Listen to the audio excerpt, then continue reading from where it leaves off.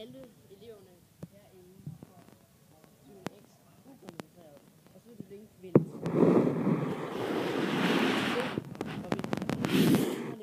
Der er batteriet ud. Prøv at komme tilbage til det igen. Når den blinker vildt, så beviser det, at for eksempel Nico er ustyrlig og ikke koncentreret som det, hun skal. Snakker måske om noget andet. For eksempel sangeren Christian eller et eller andet. Justin Bieber, et eller andet. I don't know. Men så kan man selvfølgelig lave løsninger, og hvis man så tager det op igen og igen og siger, hvis man siger, at hvis man nu siger, at klassen bliver bedre til det, så kan man se det ved fremskridt, fordi så blinker den mindre og mindre.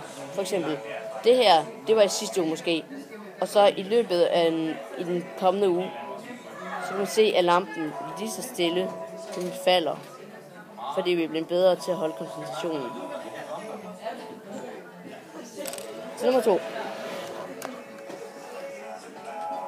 Det skal, hvad tager vi? Der er bare den her. Skal I have musik på? Nej.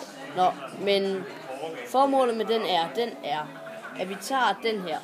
Så hver gang der er nogen, der går forbi, måske, og man føler, de er glade, så kan man sige, okay, i sidste uge, der var der 300 børn, der var glade.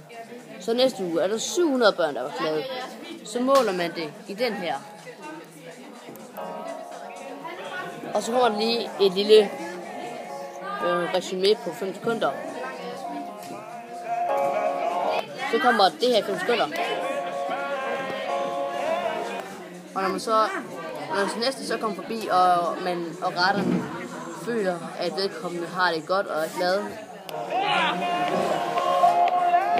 så starter musikken igen. Og så kan man tælle om per år, hvor mange der er glade. For eksempel, hvis vi nu har dårlig stemning i Student X, men det har vi jo aldrig, så er der jo mindre glad aktivitet. Som sige, sidste år, der var der så mange, der var glade, og næste år, så måske sidste år, der var 53% af klassen glade, og så næste år, som er 6. klasse, der var kun blandt andet 26%, der var glade. Så kan man godt se, at dem, der nu går i 6. eller dem, der går i 7. næste år, de skal i hvert fald arbejde på at have mere samarbejde, så de kan være mere glade. Ja. Undskyld mig lidt op i. Så går vi pæren her. Den skal det repræsenterer vores pære herover igen. Det er vores tegning af vores mål, vi skal have. Så den vil hænge ude ved galleret, eller hvad man kalder det, ikke huske galleret. Og der skal den så, der tænker jeg, at den skal være en, ikke så høj eller sådan noget, men den skal i hvert fald have en god bredde, ellers skal den hænge ind i klassen.